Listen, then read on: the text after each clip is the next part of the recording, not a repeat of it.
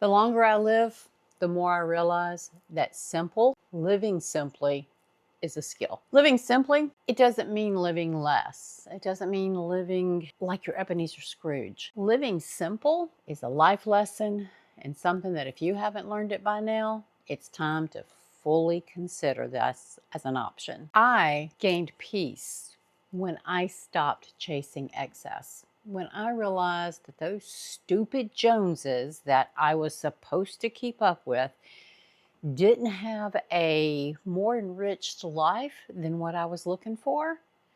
And if I wanted to do different, it was up to me. So what if living simply is actually an upgrade? Let's think about this for somewhere along the way, we were all sold. Chase bigger, bigger houses, bigger paychecks, bigger vacations, bigger egos, bigger perceptions of what we were doing and how great we had it. But what really mattered and what we have discovered midlife and beyond, all right, because we're here and you need to figure it out now. Chasing bigger is an empty, vast hole that you'll never be able to fill. You have to fill your own life with what you value and what are riches for you. All right, now I know I'm sounding like, oh, she's so touchy-feely today. I'm going to give you some tough love because a lot of you really need to be jerked up by the, let's just say, just need to be tapped on the shoulder gently and lovingly. How's that? Only you can answer this next question, and you need to give it some thought. If you have not previously, now this isn't about money, all right? This isn't about job title because this is your last job. We are saying goodbye to all of the trappings of this career track that we've been on, whether we want to or not. Now, if you're not ready to retire because you're not ready to quit working, you don't have to quit working, but you really need to significant thought to what the next chapter of your life looks like, because your body's check engine light will eventually come on, and it will tell you that you need to become slower, more peaceful, less chasing the ever dollar, and living more simply. So this conversation, if you're not ready to hear it now, go ahead and bookmark this and go binge a lot of other stuff on this site because you will be ready to hear this before you realize it. So how much really is enough? How much is enough for you? And did enough have a different meaning 15, 20 years ago compared to now? What does it take today to keep you happy and satisfied? Yes, it is a little touchy-feely, but truthfully, at the end of the day, we can't take any of this with us.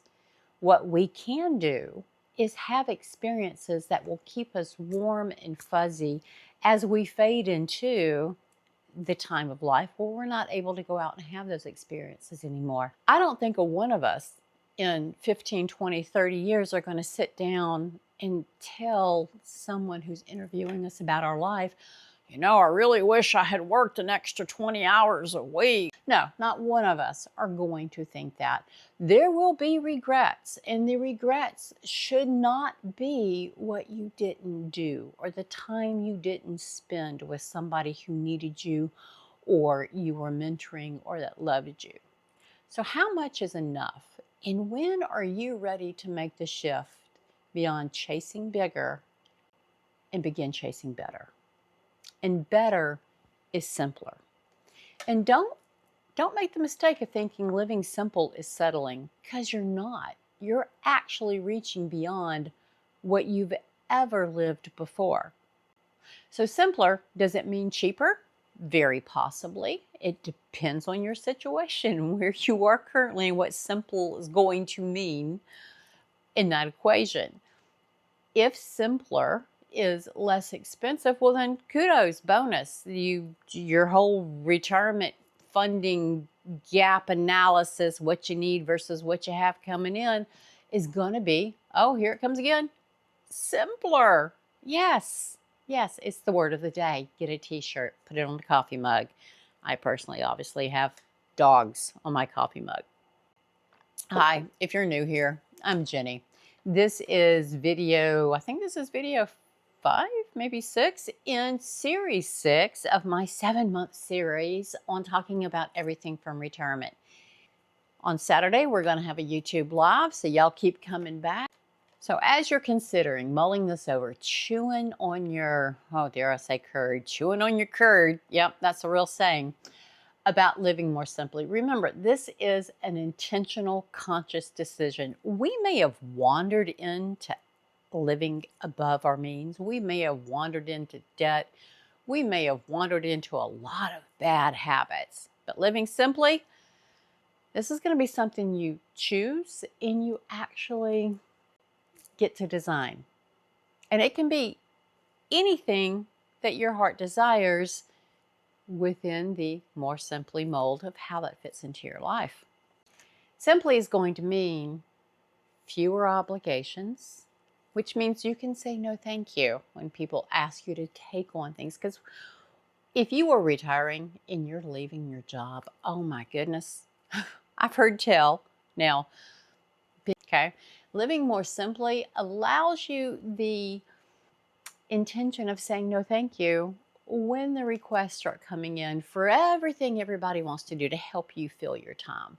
You need to decide what your retirement life is going to look like, or your working less semi-retired hybrid retirement life is going to look like. And you need to make some decisions on how you want to fill that time. And if you're looking to live more simply, then start giving it a lot of thought and prepare. Level some expectations of the family members who might think you need help filling your time up. And by living more simply, you might find out this actually creates more space in your days and in your weeks to do the things you really want to do. Yes, you probably do want to spend more time with your grandchildren. You probably do want to spend more time helping out at the local shelter or volunteering at this charity or acting or participating more in your church activities, whatever you want to do. But you will find that living more simply gives you more opportunities to do the things that you actually want to do and that you cherish. Now, is simple just in your day-to-day activities? No, it's not. Thank you for asking. It actually also has to do with your surroundings. This is a time while you're physically able to start downsizing, not because we're telling you or I'm telling you you can't have all this stuff. No, you can keep as much of the crap as you want to, but somebody's going to have to go through this and they may not do with your stuff what you want done with it. So if there are projects and hobbies that you've long since abandoned that you don't intend to revisit in this next chapter of life, then let's go ahead and get rid of that stuff. Donate it to a shelter where folks can use it, or if it's still in good repair and it can go to your local resale shops to support whatever cause you want to, go ahead and start doing that. Or maybe there's family heirlooms that you want to make sure get passed along to the correct family members who are going to appreciate and cherish them. Things that you can part with now and enjoy when you go to visit them for the Thanksgiving dinners they now cook for you. So start doing your downsizing. This is going to help you live more simply, but also with less stuff, you breathe easier. Another simple living approach. And by living more simple, a simple life, it's going to force you to let go of comparisons, because there's not going to be a lot of people in your circle that are intentionally living more simply. They're still chasing whatever grand scenario they figured their retirement was going to be. Stop the comparisons. You do you. You figure out what your number is. And if you aren't currently keeping a budget while you're still actively working and thinking about retirement, you need to start doing that. You need to figure out what it takes today to live so that you can figure out what it's going to take tomorrow to live. And if you are just recently beginning to prepare or think about your retirement numbers, this is not too late, but you need to start looking at that. How much do I need in retirement?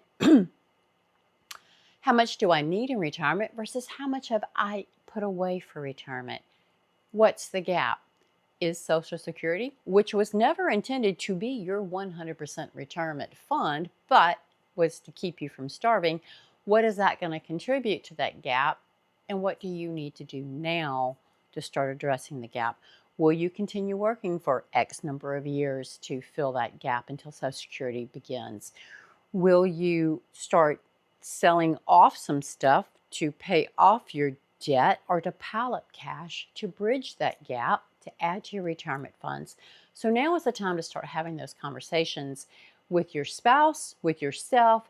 Down in the description, Master Your Money Plan. This is a free workbook for you. It has a companion upgrade, the Retirement Reality Reset Kit, with an additional spreadsheet that you can just punch numbers in and have it calculate for you. If you don't want to forever quit working for the next 15, 20 years, I personally will continue to do my side hustles and passion projects. If they produce income, fantastic. I'm hoping they will. So like, share, subscribe. But with that said, down in the description is the Life Experiences to Income workbook for you to figure out what skills you have that could be an avenue for extra income to bridge the gap or just to keep you busy doing stuff you love. It does not matter if you have spent your life 100% working outside the house or if you were a stay-at-home caretaker, organizer, project manager, schedule manager. You've got skills that you probably don't even realize you have. So go and grab that. It's free. All right, back to the video. And this whole living simply movement that I'm inspiring in all of you, it's going to make you even more aware. Now, a lot of us became aware of this at some point in the rearview mirror. But riches are not all material. They're not all about money. What you value is what you keep. And if you are going to be Ebenezer Scrooge and cling to your materialistic things, stuff, cash, that's your choice. But for those of you who are looking to embrace the experiences and the time spent, well spent with people you love, living simply, that's just a natural byproduct. And living simply is going to build stronger relationships, give you more peace in your life. It will improve your health because by living more simply, you've got less stress. You've got time to focus on you. All of those great intentions we've had while we were out killing it and bringing it home, to cook more healthy meals, to get that walk in after we eat, to intentionally keep muscle mass because as we age, that deteriorates. So living more simply is going to increase all sorts of aspects of your life that you may not even be aware you're doing. You're just looking for less. So listen to me now and hear me later. Yeah, I've stole that line from way back in the day with a Saturday Night Live skit. So listen to me now and hear me later. A rich life and an expensive life are not the same thing. I vote for a rich life. All right, so I'm Jenny. I post on Wednesdays and Saturdays. I've got a little to say about a lot of stuff, and all of it has to do with the season of life we're in. We are Gen X. We're going to go boldly and confidently into this next chapter, and you can make it look like anything you want to. You just simply have to know what you need, what your number is. So like, share, subscribe. Y'all keep coming back. I'll see you soon. Stop recording. Stop recording. How much is enough? Oh my goodness, new tech, enough vacations, enough postcards from beyond, whatever. Peaceful and enriched with life experiences versus materialistic things. Or it would have been great if I could have really purchased that super duper boat and I could be buried in that just like they do with the Cadillacs out in Texas. Oh, actually, no, this is Series 7. So this is video 5 or 6 of Series 7. Ah, yes, it's Series 7. Okay, a little confused. Back to the topic, living more simply. Being the single, childless sister, I had a season of life where, Jenny, you can watch all the dogs while the rest of us go on vacation with the kids to different locations. But you're going to be home. You don't have kids. You can watch all the dogs and we don't have to pay for a kennel. Now, granted, I adored all of the family pets. I had wonderful summer camps with my family's dogs as they went on their vacation adventures. But if you're retiring and people in your life realize that, oh, grandma and grandpa, they need to fill their time up with something, be careful.